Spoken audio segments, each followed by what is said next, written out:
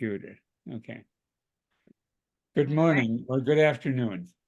Welcome to Talking Smart Conversations with educators and philosophers from around the world. Today's guest is Vilmarie Fraguada. I'm not going to stumble over last name. Narloch. Dr. Narloch is a Puerto Rican clinical psychologist and co-founder and director of the nonprofit Sama Healing Center. She is a PsyD in clinical psychology from Rochester University in Chicago, and an MA in counseling and social psychological services from St. Mary's University of Minnesota, and a BA in psychology from Viterbo College with a minor in Spanish. Let's see. I just said she has been active in the war on drugs, or I think, as you prefer to say it, let's see. How did you say? There's a very great. Oh God, I'm trying to remember. There was a great way that you phrased this, and it was the difference between. Oh, my mind just went. I'm sorry. That's all right. I'll read and we'll carry on, and it'll come back in a minute. She's been working on this for a number of years. She's an advocate for science and reality-based drug education approaches and harm reduction approaches. The approaches through both harm reduction and humanistic lens.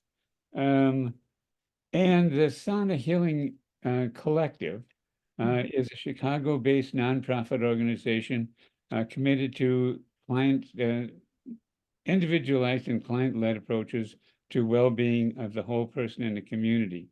And you are the co-founder and director of that? That's right. Mm-hmm. Okay. And then a number of publications, what we'll list when we do the way the website is set up, or the YouTube is set up. But this is, I kind of just wanted to end with this too in terms of introduction. It's quite amazing because you are a therapist, an administrator, a change agent, and an advocate. That's a pretty interesting collection. And from what I can tell, you have done an amazing job of juggling those 4 different, very flexible hats. Thank you. Yes, I wear a lot of hats. So, like I mentioned just before we started to talk, we have somewhat parallel track in terms of our own professional experience. It's interesting because my work in drug education, you were talking about how this started well, I suppose you went all the way back to the middle of the beginning of prohibition in that era. But my experience with drug education began in 1971 with a drug education program that was actually funded by let's see, I worked with 24 school districts. Wow. It was CISA 11. It was a educational umbrella. And they started all kinds of programs. Like back when I did that, we had 1 school psychologist for 24 school districts who went around. And now almost all of those school districts have at least 1 or 2 school psychologists in their district. And so what happened was before I came on board, the curriculum was written, and my job was to kind of introduce it and implement it into the school district. So I went and I was on a circuit, and those days I covered 30,000 miles a year, just going from school district to school district. Wow. So, but it was interesting because while it was funded by the Criminal Justice Act, so most of the people who were on the board were sheriffs or police officers, but the curriculum was a combination of pharmacology, and values clarification. And one of the interesting things was, one of my advantages I had when coming into that was there was something called the Wisconsin Drug Education Committee that was out of the Department of Public Instruction. And so, and their approach was kind of teaching organizational development ideas as curriculum innovation practice, involving people in actually adopting new curriculums and doing that kind of through a IO kind of perspective. And that it seems as though that's the kind of way you're approaching this program as well. So maybe we could just start talking about how you I know it started with your dissertation. Yeah. And maybe one more thing, I don't want to talk too much here, but I would like to ask one question about the research that you did.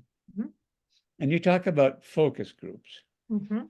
And I don't know, did you ever take one of Pam Makeup's or my qualitative research? I sure did. I sure did. And actually, I don't know if you remember this, but I was in a particularly tough spot when I was writing the dissertation and figuring out the methods. And I reached out to you and said, help me, I don't know what I'm doing. And sure enough, yes. Sure enough, you sent me down the right path. And so I was able to finish it well. Yeah. Oh, good. Well, that's the question I wanted to ask was about, because we used to talk about, and what we wrote about was talking about group interviews rather than focus groups. Right. And my sense is, from what I read, although you called them focus groups, they were more aligned with group interviews. Okay. Yeah, that sounds right. And I bring that up because I think that's an important distinction, because I don't, when I hear even you talk about it, I have a feeling that people think that focus groups are like what you see on TV, where right. and they just basically ask a question and people raise a hand, and they really don't have a group discussion. And I think it's more just it is more of a discussion, more of a conversation. So that's one thing I just wanted. So talk about your transition through the whole dissertation writing process and how that led to your first research. Yeah. So, well, my interest in drug education as, I guess, like a topic or an area started in high school, actually. We had a developmental psychology class that a component of the class was to deliver drug education to middle school students. So us high school students would go into the middle schools and do these sort of small group educational interventions with these kids. And so I feel like that kind of planted the seed for me. Right. And when it was time for me to think of a topic for dissertation, I was working at Roosevelt University, the Institute for Metropolitan Affairs, which is a research institute housed at Roosevelt. And they did, through their consortium on drug policy, a lot of research on drug trends, drug policy related things. And a lot of the work that we did would then go to making policy recommendations or programmatic recommendations. And one of actually my fellow peers and students for sensible drug policy had worked there the year before me, and she had started these focus groups or these group interviews at local high schools, at regional high schools.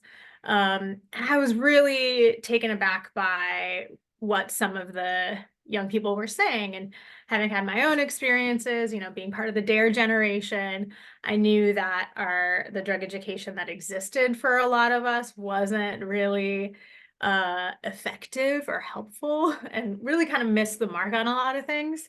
And so as I was reading that, it was really sort of aligning with what had been my experience. And then I got really curious about what actual educational standards and what the research is saying about how this kind of information should be taught, should be delivered to young people. And so that's kind of what got me started, was seeing what these teenagers, young people were saying about the kind of drug education they had, and wanting to kind of like expand on that and better understand and compare what exists right now, or when I was doing that project, to what is considered best practice and what the young people actually wanted. Mhm. And so through that, through reviewing the existing qualitative data and doing a couple of more of these groups, obviously we got some of the themes of what kinds of things they wanted, how they wanted that curriculum to be delivered, what isn't working. And I sort of took that and also was looking at the same time in my lit review, like what is actually considered best practices for drug education for this kind of information. And in a thing that, it didn't surprise me so much, but I think would surprise some people, what the youth actually wanted, just sort of instinctually, was really well aligned with what best practices are saying about how this kind of information should be reaching students and young people. Yes. Yeah. Well, yeah, and it was interesting. It was my experience with that was, first of all, everything we did was a mile wide and an inch thick. So we didn't have, and the problem, and I had another problem, and that was with the sheriffs and the police officers, because, and I hadn't thought about that at the time, but that obviously has a stigma that probably students may have known about, because just that kind of stuff spreads and you don't have to know anything, but you find out about it pretty quickly. Right. But one of the things that surprised, and I didn't realize that either, but when the grant was, I was told, more or less going to be automatically renewed. And of course, I lived on soft money all that time. Mhm. Mhm. But when it came time to renew, turned out that they had this meeting at a supper club where they all met and talked about grant rep renewals and all the rest of that stuff. I was the last person on the agenda. And it was probably about 11 o'clock at night, and the meeting started at 6 with a dinner. And by that time, about half of the people left. And then this grant that was going to be automatically renewed wasn't funded. Oh, no. So what I ended up having to do was, I ended up, I think, with this pretty much the same pile of money, but I wrote a grant to evaluate Mm. projects that, and of course, it was not a good evaluation because the program never really got implemented. But at least that gave me a chance to have a job while I began to work on other things within the Yeah. educational agency. But Yeah. so I'm sensitive to all of these funding things, and that's why I'm so impressed with the way you managed to. And I'd like to talk a little bit more about another interesting idea that I see that the one of your groups that you are very involved in, the San Sanic, Sonic Healing Collective? yes, and you chose to call it a collective. Mm-hmm. And so talk me about the meaning of that.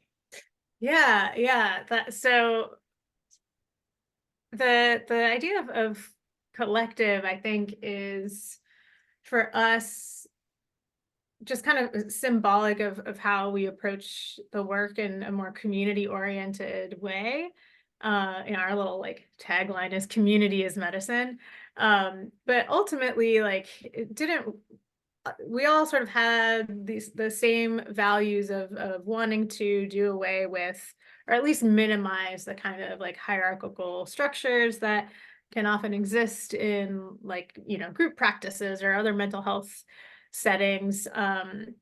and really wanting for all of us to be able to share all of our gifts, and make major decisions collectively. So we operate on a consensus model, which isn't always easy, but is, part of, the values we hold of making sure that everyone is heard and seen and appreciated, and that we can show up, all of our the best ways we can with each other, in collaboration for the Yeah, work. that's interesting because my sense of history, sort of in a larger context, is a lot of that collective work grew out of the 1920s and the anarchist movement in the United States in particular.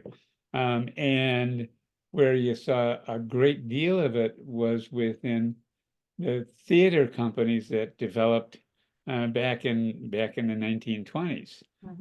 And so and you always have to add a little bit of uh, Rosa Luxemburg and her great line when she was deported to Russia, and she was very distraught there, and her great line is, "I don't want to be a part of any revolution where I can't dance." And so, and Yeah, that's part of that collective nature, I think. that's And right. That's right.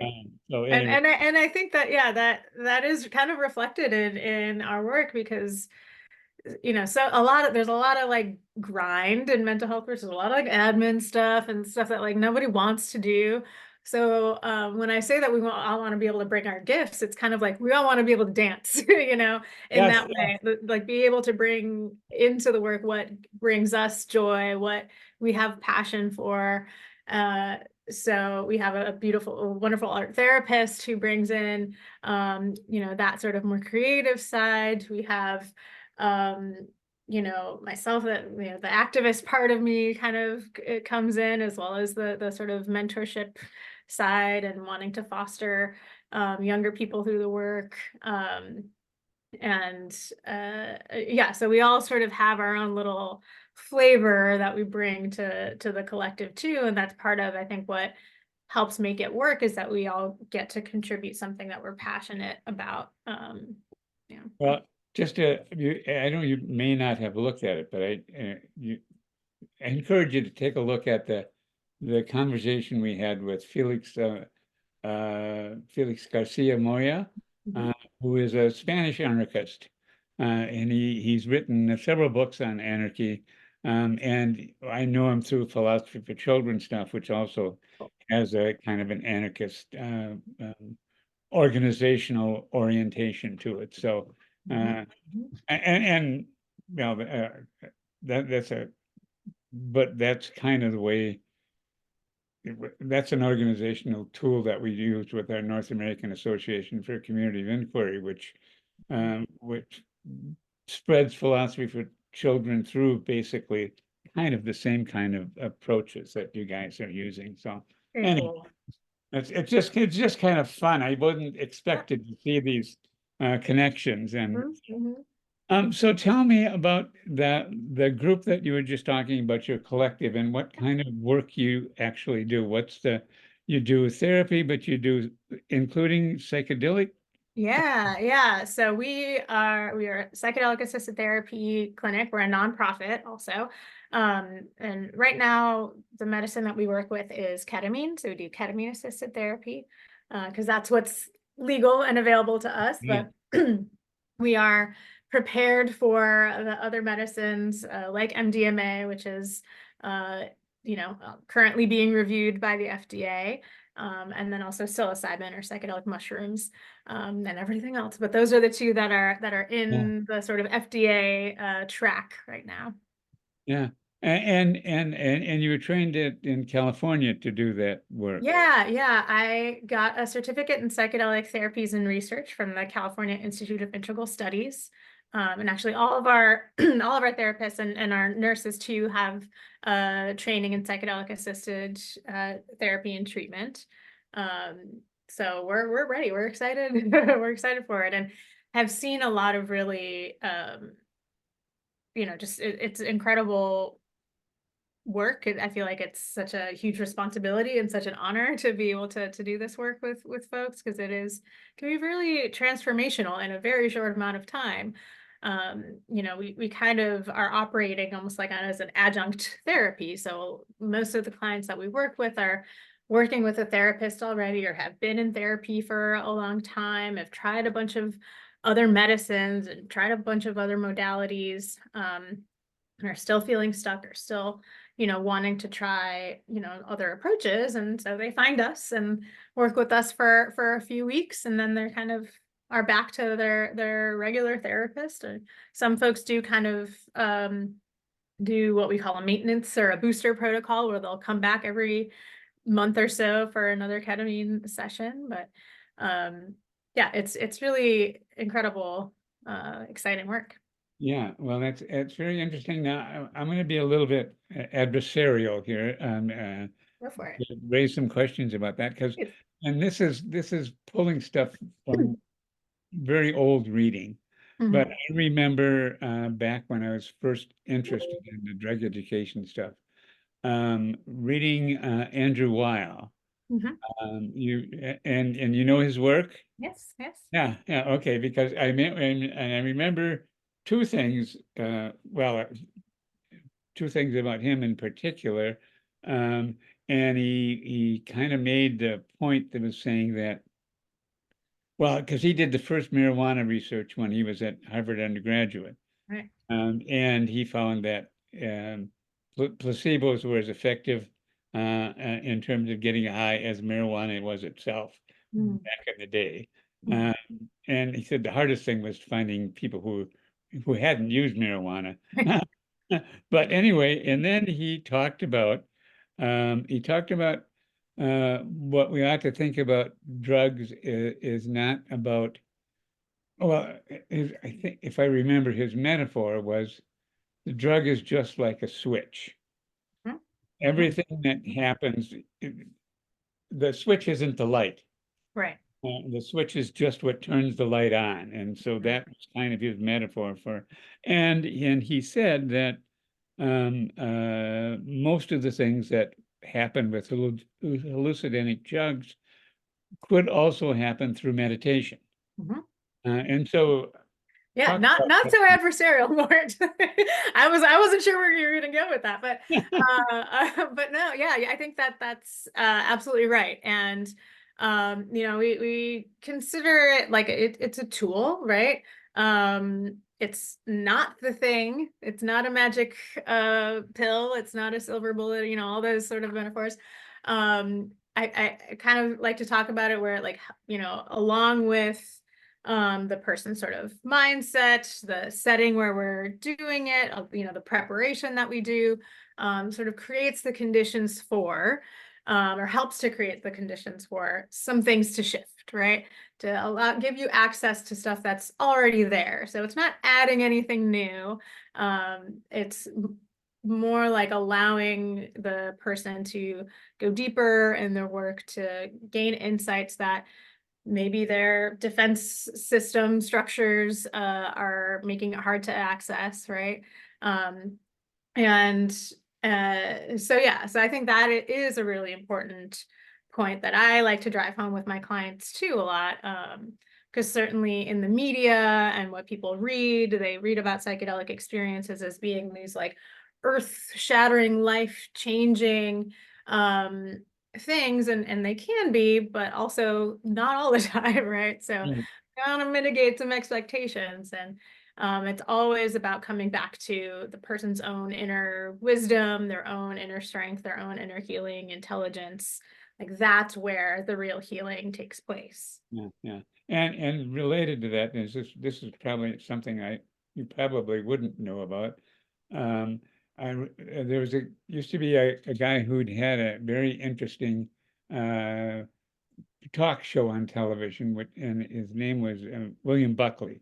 He's a conservative commentator, I suppose, and he interviewed Leary Sure. on his interview, and the point he raised to Leary, which was I thought interesting, and I think because he said he said, it seems to me, kind of following Andrew Weil's stuff, he says, it seems to me the kind of experiences you're talking about are the same experiences that St. Augustine had in his meditations. Mhm, mhm. And so that was a very interesting conversation. It was enlightening for me because I grew up in the 60s and so there's a lot of conversation about that. But to see a conservative talking to Leary about common experiences that people like St. Augustine and somebody else perhaps in therapy might be able to experience in a true form of, it's too strong a word, but enlightenment.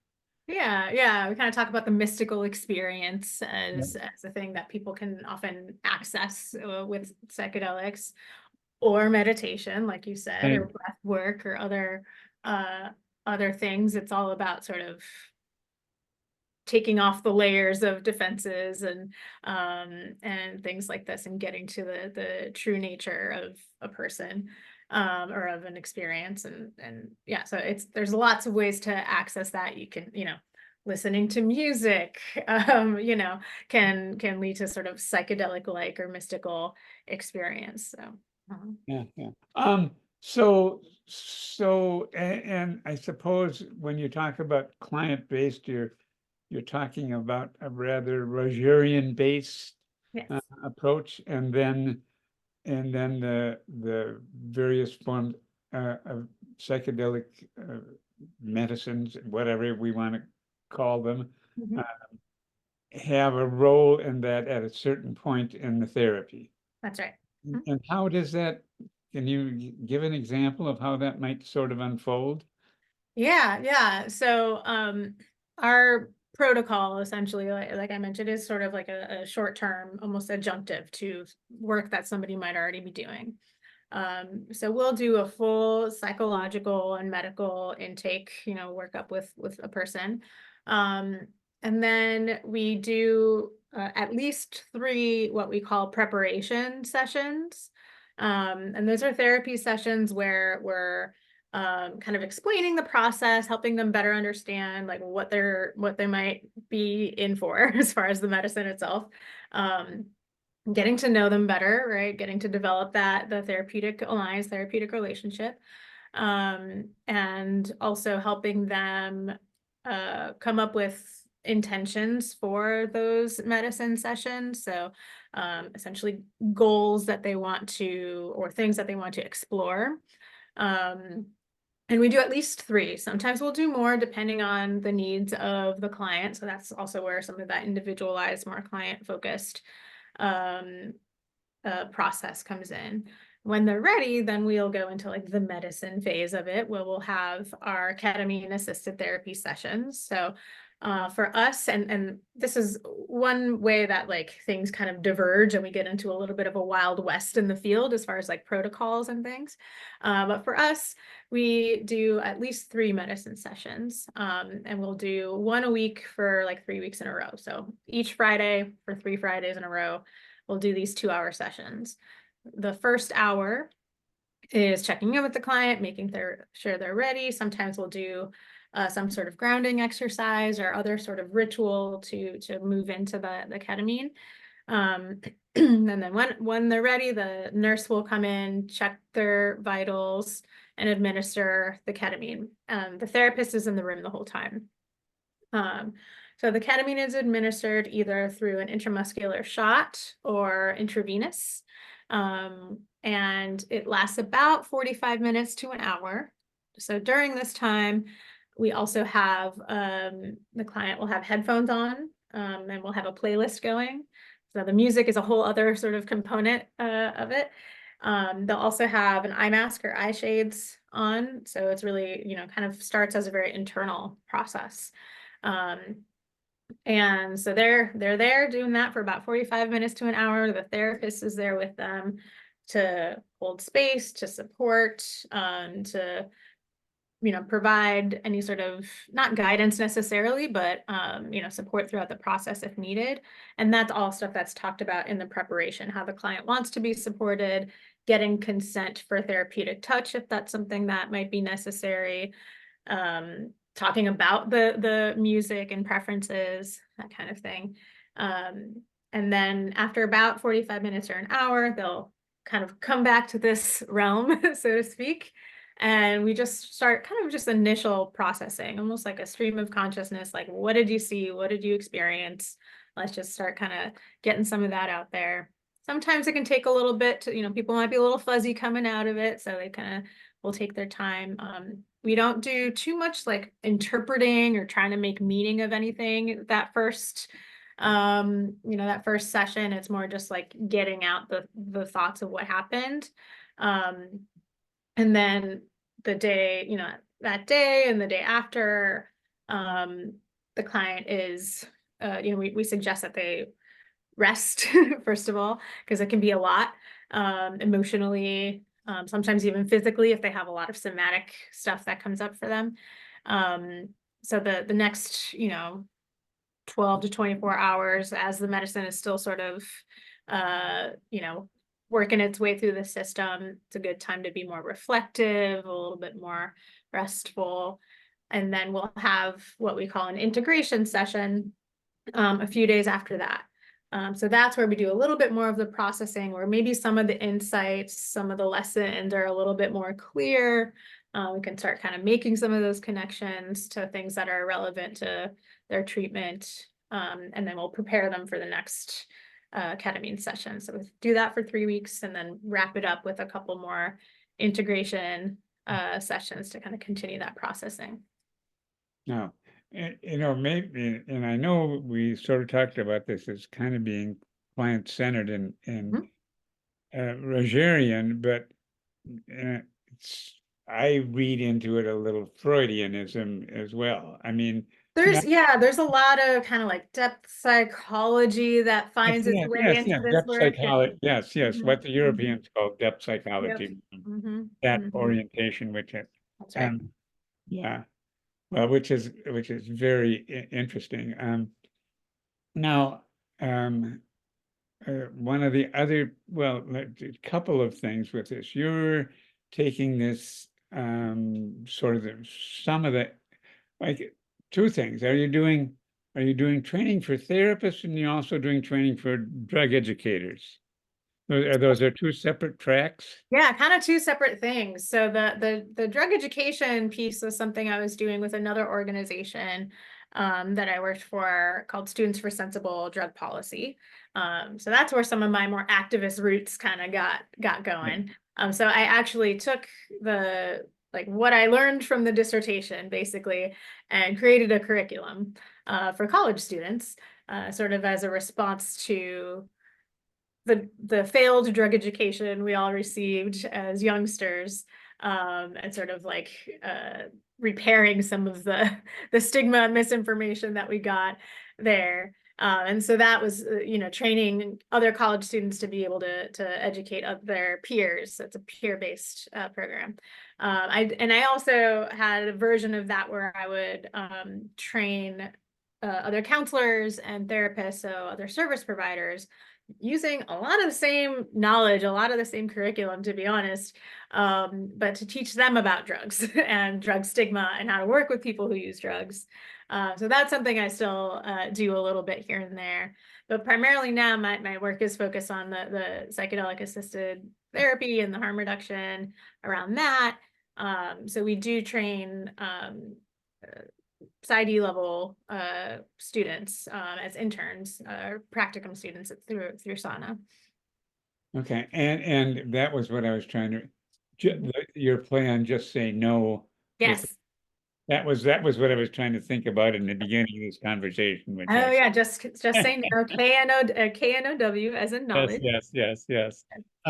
Well, very interesting. And so, how much do you do that online, and how much do you do it in person for the PsyD training? So a lot of it we do in person, because we have on-site, we have two practice students at any given time in the rotation.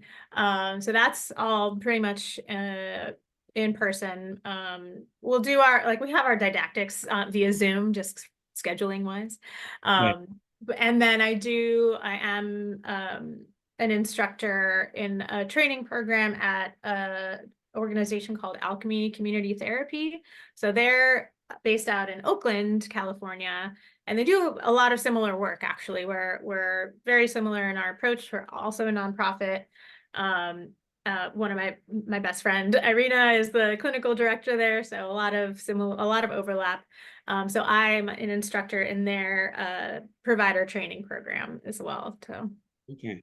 So it's interesting. I mean, I'm just fascinated by some of the common sources that we have in yeah, common touchstones. And just talking about this group in California called Alchemy, yeah, it is interesting because one of the my first real exposure to that, I think there was a book, and I can't remember the author's name, but it was called The Abyss.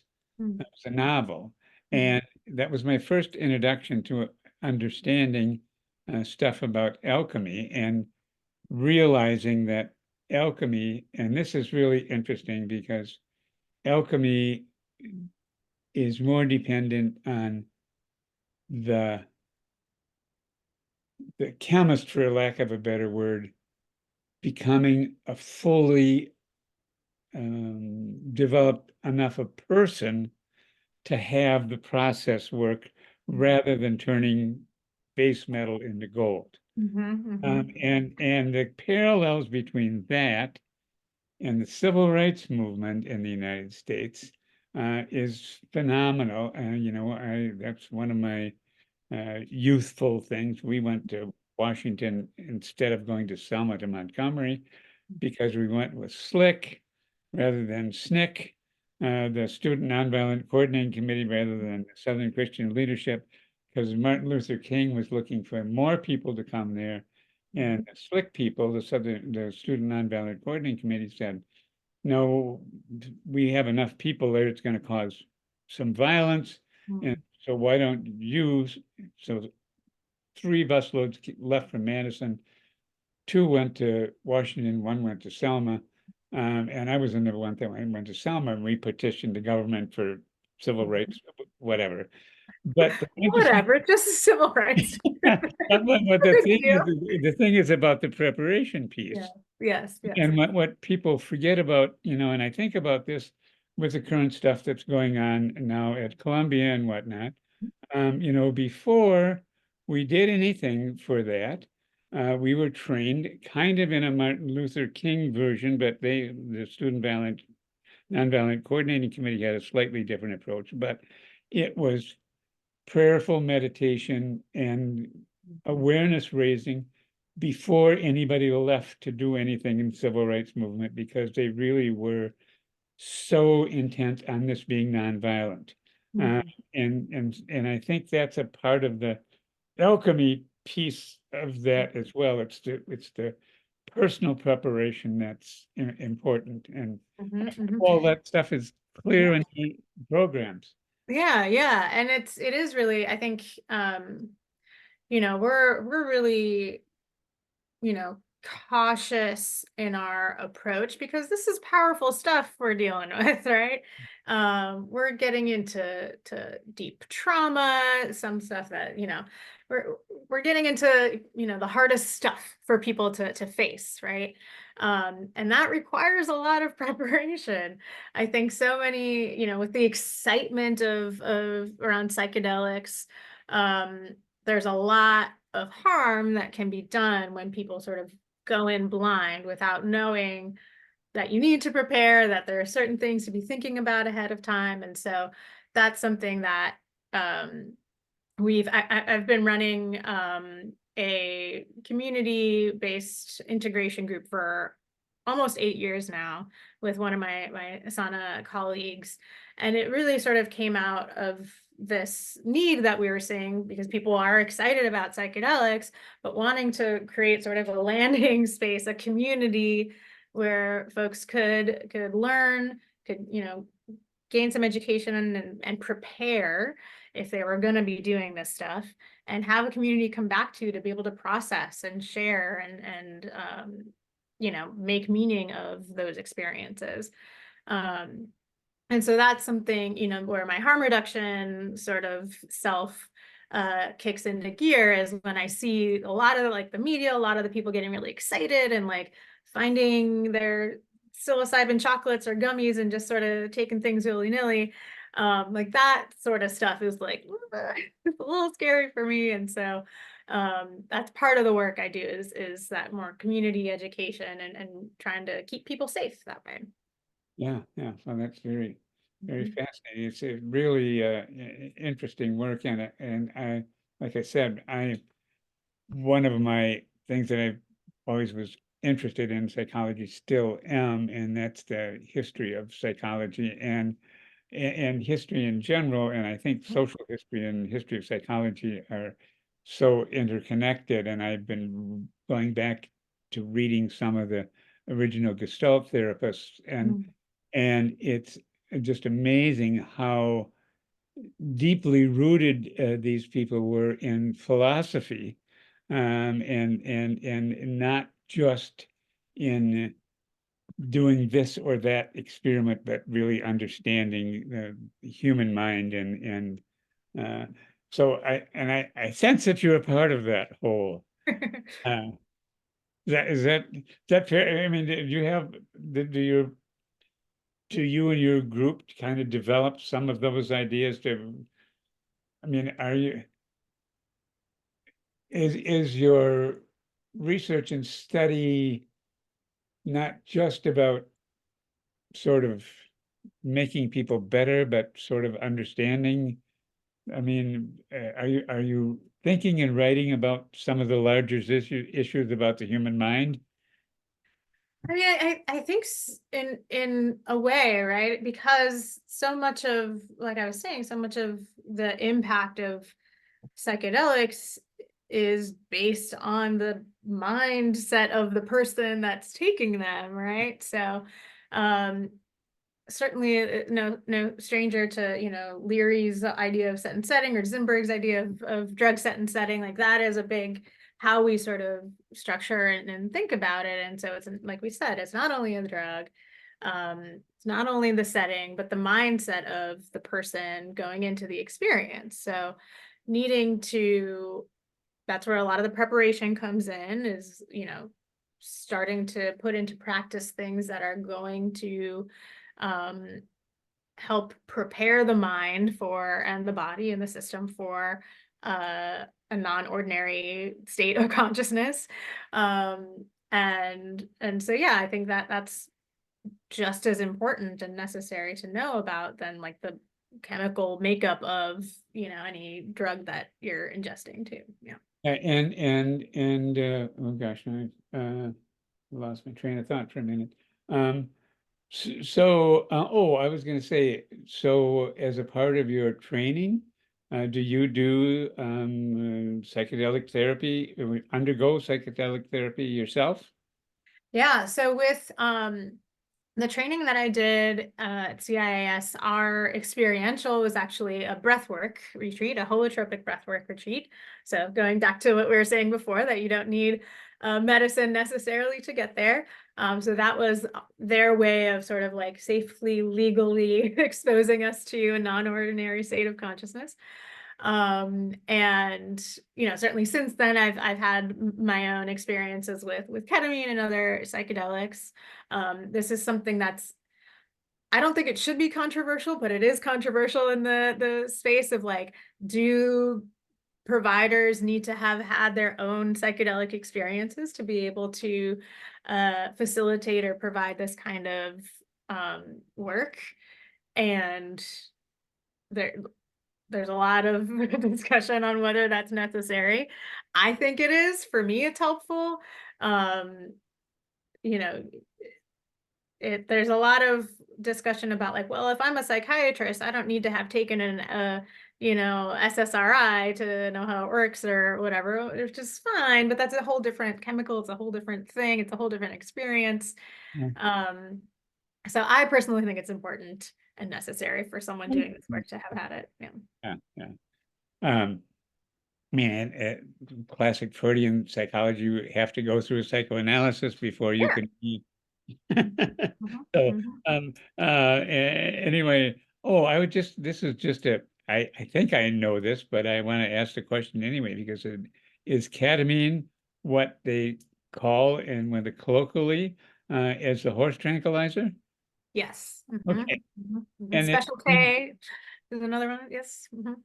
and it seems an odd name. I mean, the street name doesn't seem to match what the What does? Yeah, chemical yeah. does. Yeah, I mean it's a dissociative anesthetic. It's used in surgery all the time. It's one of the main, parts of the cocktail for anesthesia. And for our purposes, it's a different dosing. So we use a little bit of a lower dose than you would in surgery, so that you're not fully knocked out. You still have some wits about you, and that's part of what, kind of is, curious about it. Some people will call it a dissociative psychedelic in our space. But yeah, so the dosing and the route of administration, all of those things sort of factor into how the impact that it has or how someone experiences it. But yeah, it's a fascinating medicine. The safety profile is pretty high, which is another sort of benefit. Also, compared to other psychedelics, it's much shorter acting. So you can be done with the experience in an hour versus like 6 or 8. Yeah. Okay, very interesting. Well, I'm trying to think so what's next? What's next? I mean, next, I think we're still gonna do, ketamine-assisted therapy. I think, like I said, we're a nonprofit, and for accessibility, having something that's shorter acting and a little more cost effective is really valuable and important to us and our community and the folks we serve. But we are looking, down the pike at, seeing what FDA is going to say about MDMA assisted therapy for PTSD, which, like I said, they're reviewing right now. We should have some word, I think in August, is the last I heard about timeline as far as where they're at with reviewing it. So it could be as soon as early 2025 that it's approved, and that we're able to start doing that work. Psilocybin is not too far behind. And in fact, I'm also working on some legislation in the state of Illinois to legalize psilocybin assisted therapy. So the timeline of that is a little bit different than maybe what the FDA is doing, but it's similar to some of the efforts in states like Oregon and Colorado. So there's a lot of different balls and irons in the fire, so to speak, Yes, balls in yes. the air, whatever. But yeah, lots of good things coming down the road.